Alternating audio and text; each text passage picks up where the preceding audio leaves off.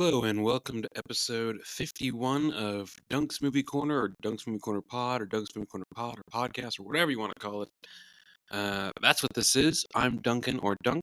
The point of this podcast is just a quick little recap of what I watched in a week.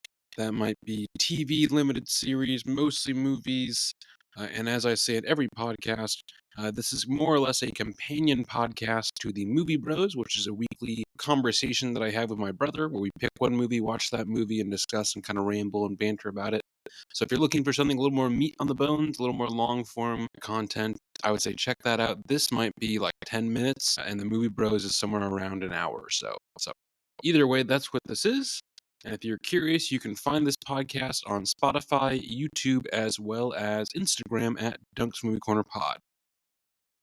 Well, it's been busy, I would say. Granted, that is usually just part of that is summer, part of that is my job, part of that is seeing people, having a life outside of this, and yeah. So this is several days late, so I do apologize. This is also going to be a shorter episode because I just haven't had a ton of time to watch movies.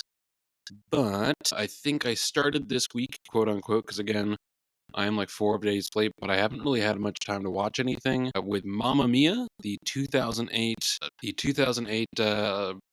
uh, musical slash. Yeah, I guess I would just call it a musical. I would say it's fun if you go into it with like, oh, I'm gonna like have a couple glasses of wine, maybe some charcuterie, and watch this at the same time. I don't know why. I'm not inherently against Meryl Streep and things, but she's so Meryl Streep that it's hard to not like. Well, granted, a lot of most of the most of the leading cast on this, Pierce Brosnan, Colin Firth, Stellan Skarsgård, Amanda Seyfried, they're good, but it's so hard to see them and be like, oh, they're not them. I think that's what sometimes fame does. Either way, it's lots of fun. I'd call it like a 3.5 out of 5. Yeah. From there, I finally watched Gladiator 2, and boy howdy does this not hold a candle to the first one. I was really holding out hope for so long for this, and the story is shit. The special effects are not good.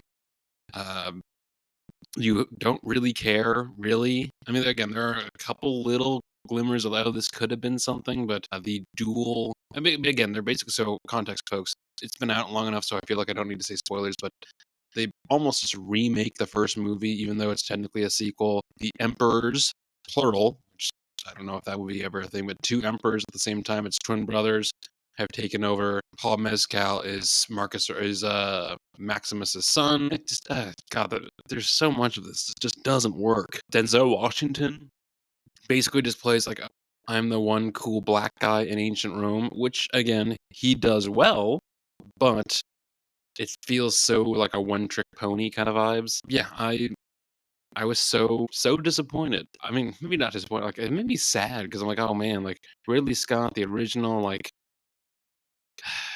yeah. So 2 out of 5 is probably what I'd call that.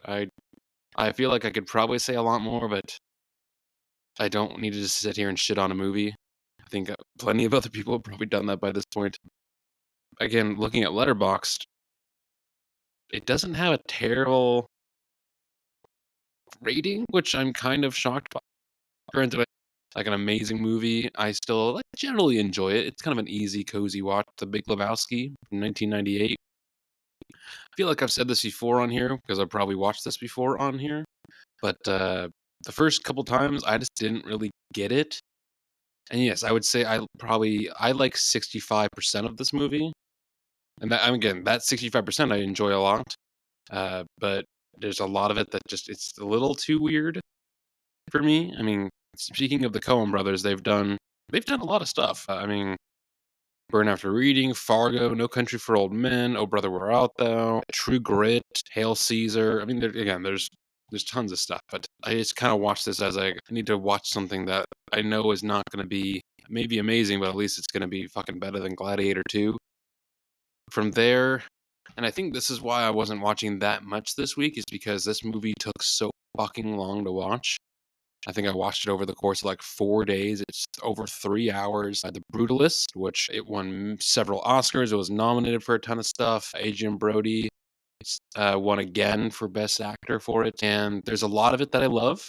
And there's so much of it that I think could have been like, it shouldn't like